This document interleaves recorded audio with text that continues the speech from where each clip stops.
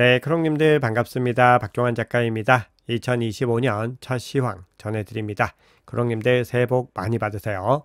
자, 시장에서는 1월부터 굵직한 이벤트들이 많이 준비되어 있습니다. 1월에 비트코인이 어떤 방향성을 가지고 갈지 많이들 궁금하실 텐데요. 오늘은 그런 부분들을 중심으로 해서 한번 이야기 나눠보겠습니다. 네, 오늘 영상이 도움이 되셨다면 구독, 좋아요, 댓글, 알림 설정 정중히 부탁드리겠습니다.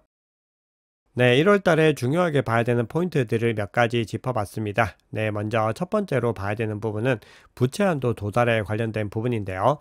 연말에 제닛 옐런 미 재무장관이 의회 서한을 보내가지고 1월 14일에서 23일 새로운 부채 한도에 도달할 것이다. 이렇게 경고를 하고 있습니다. 그래서 트럼프 취임식 이후로 곧바로 부채 한도 협상에 본격적으로 들어가지 않을까 이런 전망들이 시장에서 나오고 있는데요. 트럼프의 취임식은 1월 20일입니다. 자, 1월 20일 취임식을 기점으로 해서 가격 변동성이 회자가 되고 있는데요. 이 전후를 경계로 해서 전망이 엇갈리고 있습니다. 테넥스 리서치 같은 경우는 취임식 전까지 비트코인이 변동성이 확대가 되면서 추가 조정이 발생할 것이다.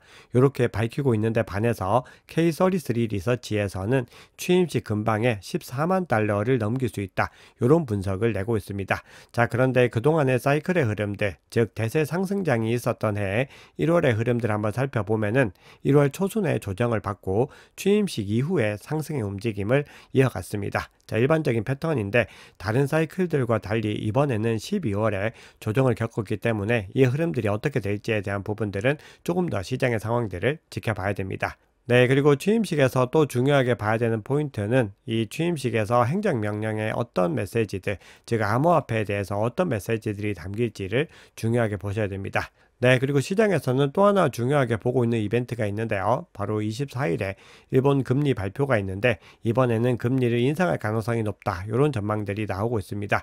그래서 0.25%포인트 인상을 하게 됐을 때 무려 1995년 이후로 처음으로 연 0.5%가 됩니다. 이렇게 됐을 때 엔화의 가치 상승에 따른 엔캐리 트레이드 청산이 또 한 번 나오게 될 것인가, 이 부분들에 대한 불안감들이 제기가 되고 있습니다. 그리고 마지막 30일에는 미국의 금리 발표가 있는데 현재 동결 전망이 압도적으로 우위에 있습니다. 네, 트럼프가 당선된 이후로 달러 인덱스 지수가 급격하게 상승의 움직임을 가져갔습니다. 네, 이런 움직임은 트럼프가 첫 번째로 대선에서 승리했을 때도 비슷한 움직임을 가지고 갔는데요.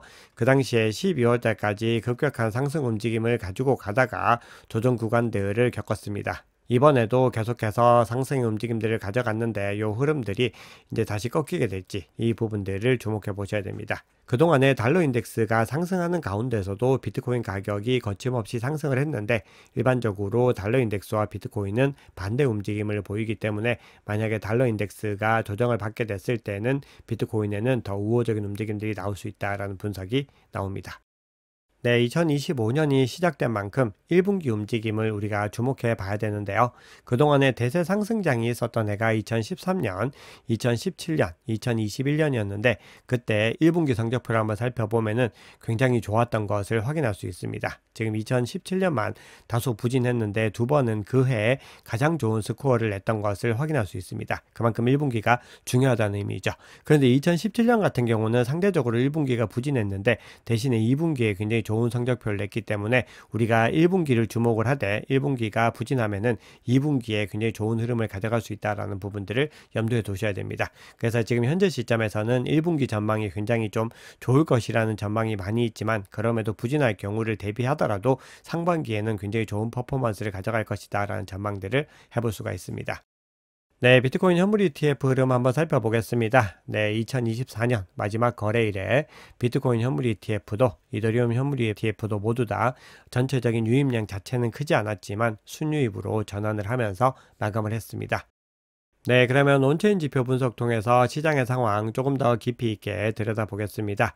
네, 유럽연합이 암호화폐 규제법인 미카를 시행을 하면서 USDT 테더를 퇴출하는 움직임들을 보이고 있습니다. 그래서 지금 시장에서는 USDT 발 굉장히 큰 혼란이 올 수 있을 것이다 라는 퍼드가 전해지고 있고, 이런 퍼드들이 작년 연말에 계속해서 가격에 반등이 일어나지 못하게 하는 그런 요인들로도 작용을 하고 있습니다. 자, 하지만 그럼에도 불구하고요, 지금 가격이 조정을 받으면서 소폭 조정을 받긴 했지만 여전히 굳건하게 높은 시가총액을 유지를 하고 있고, 패깅도 여전히 잘 견고하게 유지가 되고 있습니다. 네, 그리고 주요 거래소에서 스테이블 코인 보유량도 급격하게 상승 추세를 보이고 있습니다. 네, 바이낸스에서 스테이블 코인 보유량이 역대 최고치를 기록하고 있습니다.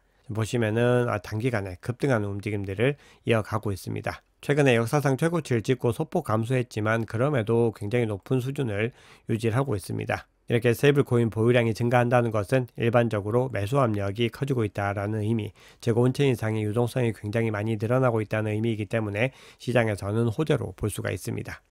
네, 이번에는 선물 거래 관련된 지표들 살펴볼 텐데요.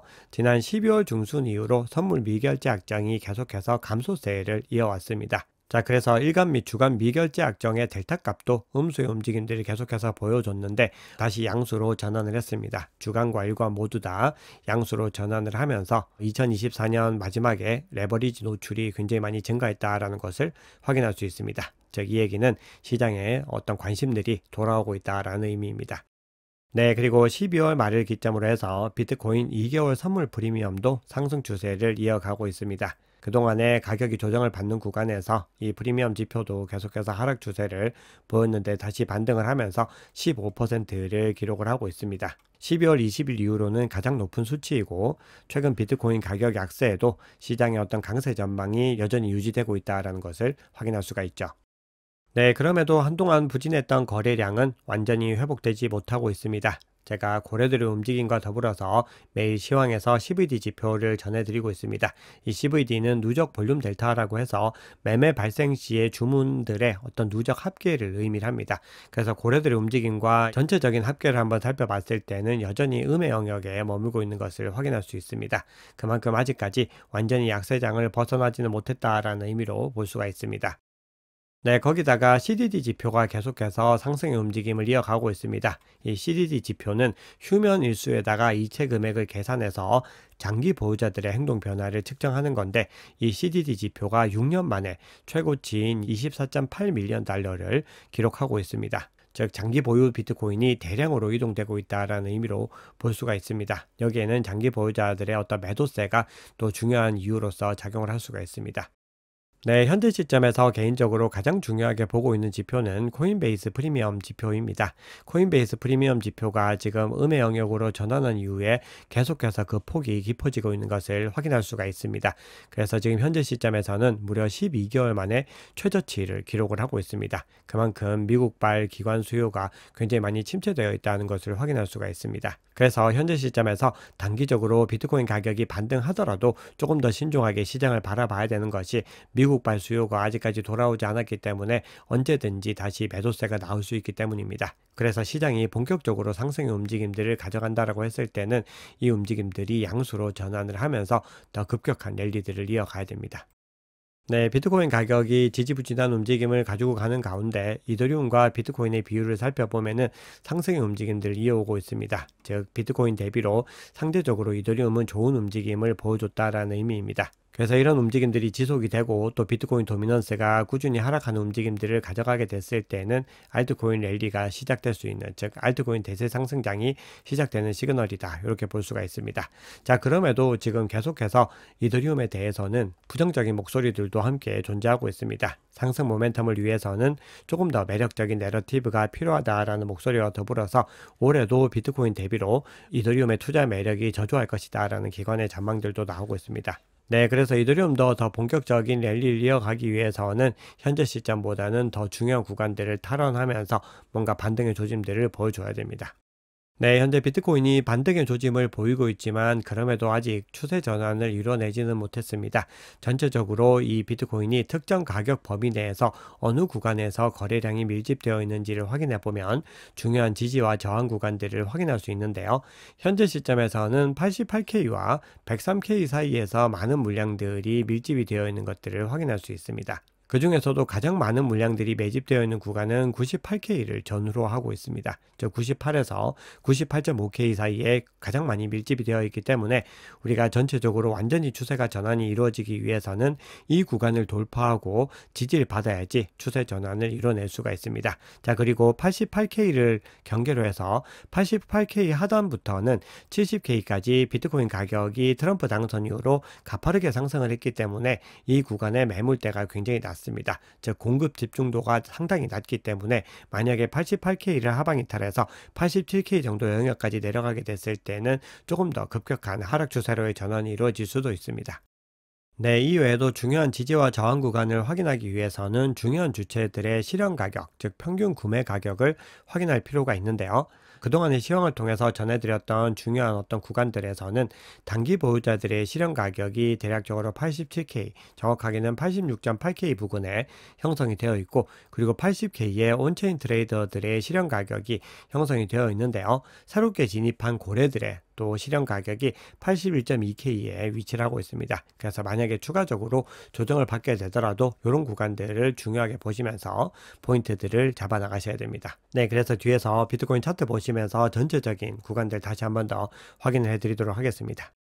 네, 그러면 시장의 중요한 이슈들 한번 살펴보겠습니다. 네, 올해는 비트코인의 굉장히 중요한 해입니다. 굉장히 대세 상승장이 시작되는 해이기 때문에 우리가 작년보다도 더 집중해서 시장을 바라보셔야 되는데요. 제2의 마이크로 스트래티지가 되고자 하는 일본의 상장 기업이죠. 메타플래닛의 CEO가 만약에 트럼프가 비트코인을 전략적 준비 자산으로 채택하게 됐을 때는 다른 아시아 국가들도 이를 뒤따를 것이다, 이렇게 주장을 하고 있습니다. 네, 그리고 스카이브리지 캐피털의 앤서니 스카라무치 같은 경우는 트럼프의 비트코인 매입 계획이 미 상원을 통과할 가능성이 있다, 이렇게 주장을 하고 있습니다. 그 증거로 들고 있는 것이 트럼프 당선인이 상원은행위원회와 협력해서 이 계획을 적극적으로 추진할 것이고, 특히 팀 스콧 상원은행위원회 의장이 이를 지지하고 있다라고 밝히면서 전체적으로 흐름이 좋다라고 주장을 하는데요. 그러면서 또 하나 주장하고 있는 부분이 2025년에는 비트코인이 공급 쇼크로 20만 달러를 돌파할 것이다, 또 이렇게 예측을 하고 있습니다.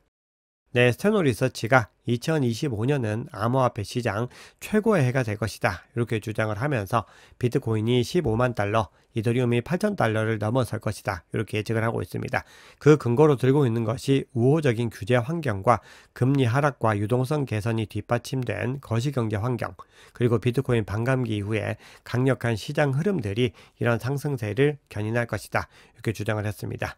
네, 스위스는 비트코인의 굉장히 우호적인 국가인데요. 스위스 국립은행이 비트코인 보유를 헌법으로 의무화해야 한다라는 제안이 제출이 되었습니다. 통과가 됐을 때는 국가중앙은행이 공식적으로 비트코인을 보유하는 것이기 때문에 비트코인의 채택에서 굉장히 중요한 전기를 마련할 수가 있습니다.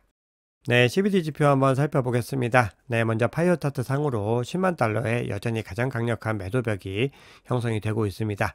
네, 지금 고래들의 움직임 한번 살펴보시면은 갈색 고래를 중심으로 보라색, 빨간색, 녹색까지 모두 다 시장에서 조금씩 진입을 하는 움직임들을 확인할 수 있습니다. 그래서 이 흐름들이 어떻게 이어질지를 한번 지켜보셔야 됩니다. 아직까지는 큰 규모가 아니기 때문에 본격적으로 더 유동성들이 들어오게 됐을 때 비트코인이 더 큰 반등을 이어갈 수가 있습니다. 그래서 이 흐름들 계속해서 관찰해 보겠습니다. 네, 비트코인 차트 한번 살펴보겠습니다. 네, 지금 연초부터 비트코인 가격이 조금씩 반등의 움직임들을 보여주고 있는데요. 지금 촬영 시점 기준으로는 95K를 경계로 해서 움직이고 있습니다. 자, 그런데 앞서 말씀드렸듯이 우리가 추세 전환을 확인하기 위해서는 중요한 포인트를 넘어서야 된다라고 말씀을 드렸습니다. 그래서 우리가 지금 시점에서 가장 중요하게 봐야 되는 포인트는 단연 22평선과 52평선입니다. 지금 두 개의 이평선이 데드크로스가 일시적으로 발생을 하고 있는데 이 구간에서 깊어지지 않고 다시 22평선이 52평선 상단으로 올라설 수 있을지 그 부분들을 지켜보셔야 되는데, 지금 현재 22평선은 96.3K 정도의 위치를 하고 있고 52평선은 96.6K에 위치를 하고 있습니다. 그래서 이 두 구간을 빠르게 회복을 할 수 있는지 여부를 한번 보셔야 되고, 이 구간을 돌파하고 지지 테스트를 받을 수 있는지 그 부분들을 확인하셔야 됩니다. 그러면 1차적으로 추세 전환에 대한 요건들이 갖추어지게 되는데요. 그 이후에는 앞서 보여드렸던 매물대가 굉장히 많았던 구간이죠. 98.5K까지 상승 돌파하는지 여부들을 확인하면은 더 완연하게 추세 전환들을 확인할 수 있습니다. 근데 아직까지는 거래량이 좀 미미하기 때문에 이 부분들도 함께 지켜보셔야 되고요. RSI 상으로도 지금 이평선을 상방 돌파하기 직전에 와 있습니다. 그래서 굉장히 중요한 포인트에 와 있다라는 것들을 확인할 수 있죠. 그리고 만약에 여기서 가격이 또 상승을 하다가 그동안에 좀 지지부진한 움직임을 보였던 것처럼 다시 또 하락으로 전환을 하게 됐을 때는 우리가 중요한 포인트들을 확인하셔야 되는데, 기본적으로 92.5K를 경계로 한 구간들이 중요합니다. 이 구간 상단을 유지하고 있을 때는 상승의 추세가 유지된다라고 볼 수가 있고, 이 구간을 하방 이탈하게 되더라도 90K 그리고 앞서 보여드렸던 88K와 87K까지 이 구간들을 차례대로 보면서 대응 전략들을 세워 나가셔야 됩니다. 지금 굉장히 촘촘하게 붙어 있지만 해당 구간들마다 굉장히 중요한 의미들을 가지고 있기 때문에 우리가 좀 주목해서 지켜봐야 되는 구간들입니다. 네, 청산 히트맵 한번 살펴봤을 때 12시간 봉으로 봤을 때 숏 포지션이 95.2K에 많이 밀집이 되어 있습니다. 그래서 요 구간들 청산하고 올라갔을 때는 가격이 더 추가적으로 크게 반등할 수 있는 가능성이 열려 있고요. 지금 롱 포지션 같은 경우는 93.4K에 밀집이 되어 있습니다. 그래서 요 구간들 어디를 먼저 청산하고 또 가게 될지에 대한 부분들도 계속해서 지켜보셔야 됩니다. 그래서 다시 한번 강조드리지만 비트코인 가격이 반등에 성공하고 있지만 아직까지 추세 전환까지는 이루어지지 못했고, 우리가 해당 구간들을 어떻게 돌파하느냐에 따라서 전략들을 가져가셔야 됩니다. 1월에는 중요한 이벤트가 정말 많기 때문에 그 어느 때보다 집중하면서 함께 시장을 모니터링해 나가시면 좋겠습니다. 네, 오늘 준비한 얘기는 여기까지입니다. 여러분 오늘 영상이 도움이 되셨다면 구독, 좋아요, 댓글, 알림 설정 정중히 부탁드리겠습니다. 지금까지 박 작가였습니다.